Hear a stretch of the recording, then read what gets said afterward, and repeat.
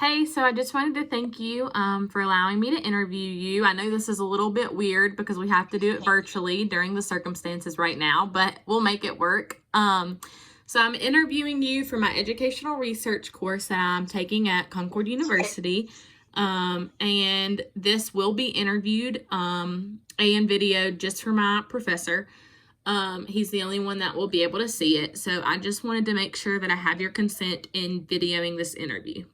Sure. Thank you. So tell me about your educational background and about your past education experiences and how they've prepared you for your profession. Okay, so I graduated from Giles High School, and from there went to New River Community College.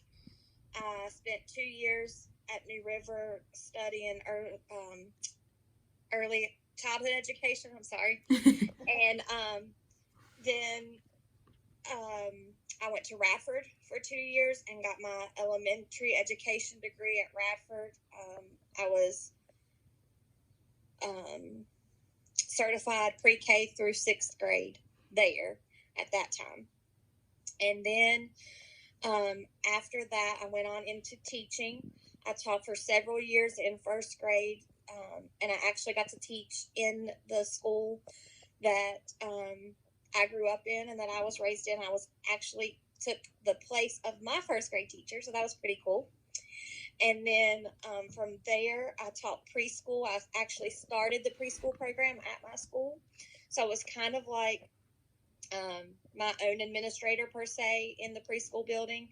I had people that kind of worked under me there as assistants, and that they looked to me for their job descriptions and what their jobs were for a particular day or activity. And in that is when I really thought about becoming an administrator, and that I kind of enjoyed that aspect of it. And so I went back to Radford Highlanders, and then got my educational leadership degree from Radford. And so Okay, so tell me about your school system. So I teach in a Title I school. We have a lot of students who receive free and reduced lunches.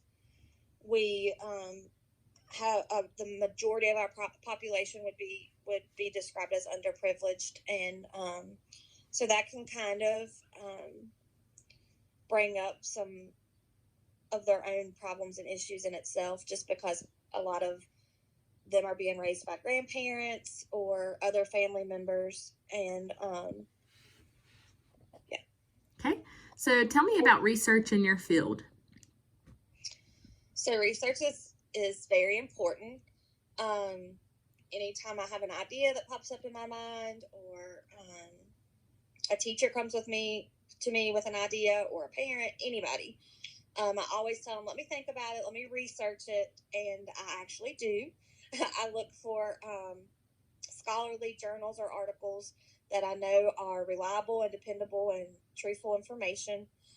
And from there, I try to find things that are easy to read, easy to follow, easy to implement. But I always keep an open mind that sometimes things might work better in one school or one community than they do in another school. So you might have to research it more than one time or more than one article before you kind of find what works for you in your school. So tell me about educational research for educators. That's super important as well, because educators, administrators, all of us are constantly learning. We never stop learning. And it's important to realize you don't have to reinvent the wheel every time for everything. Find those dependable scholarly articles that are that follow what you're looking for and have already been have data that has worked, and try that first and see and go from there. What are important qualities that an administrator should have? Important qualities for administrator would probably, the most important quality for administrator would probably be listening skills. You need to make sure that you have an open mind, you have an open ear, that, every time somebody comes to you with something, you need to be able to listen and hear them out. You're not always going to agree with them. You're going to sometimes have differing opinions, and that's okay. But you have to have the open mind and the open ear to hear them out.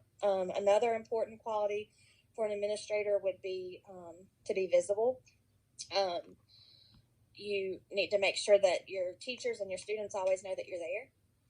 Another important quality would probably be communication.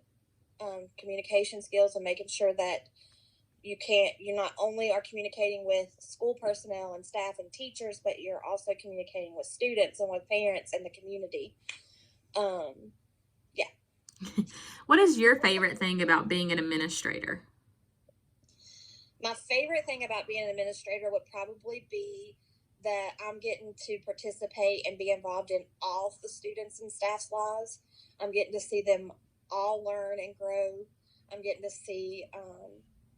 to be a part of everything that everybody in the school's doing, not just one set of classroom students.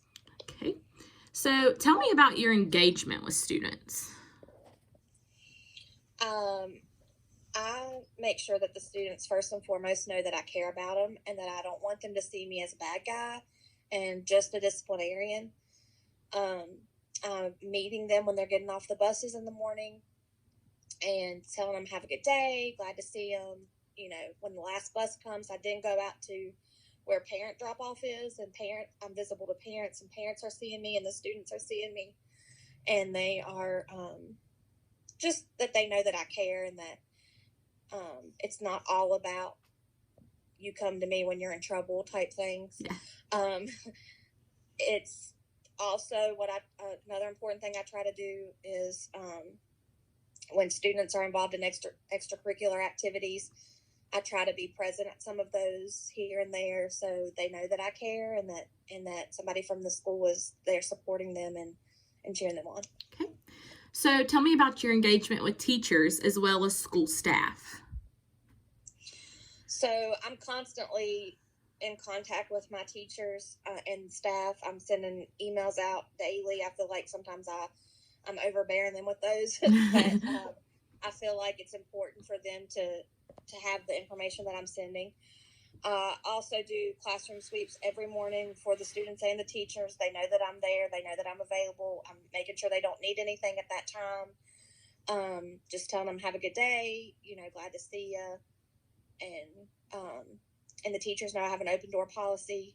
Staff as well. They can come into my office at any time, email me, call me. They've got my personal number.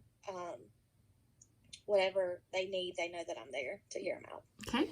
And what are your thoughts about building school unity?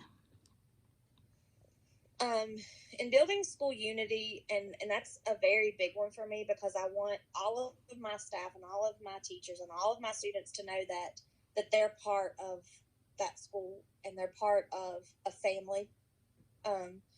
We do this by doing monthly assemblies where we do each teacher picks a student of the month and we recognize them, and we do this through character counts where we're trying to raise students' awareness of the good character pillars, honesty, trustworthiness, responsibility, things like that. And it's a school-wide thing, so pre-K through 7, we all do that, and they know what we're looking for, what the teachers are looking for, and they know that we're going to have this upcoming assembly and that they will be recognized and get a small prize when they are chosen for something like that. And I think it's important for a school-wide standard of character like that. Right. So tell me about communication at your school. So in communicating with my emails, I also have monthly newsletters that go home to the families. I have recently started a school-wide Facebook page with this pandemic thing going on. We needed something a little bit more to keep us all kind of unified and together. I just make sure, like I said before, that I'm visible and that I'm constantly available, talk, text, email, whatever they need. Okay. And then tell me about professional development. So at the beginning of the year, professional development looks more like safety things and like OSHA and like all the things that we have to do to prepare our staff and our teachers for the upcoming school year. More towards the middle end of the school year, it's more individualized, and it's professional developments for teachers depending on what grade they teach, what subject they teach, and things like that. All right. Well, I think that's all, and I thank you so much for your participation, and I hope you have a great day. Thank you. You too.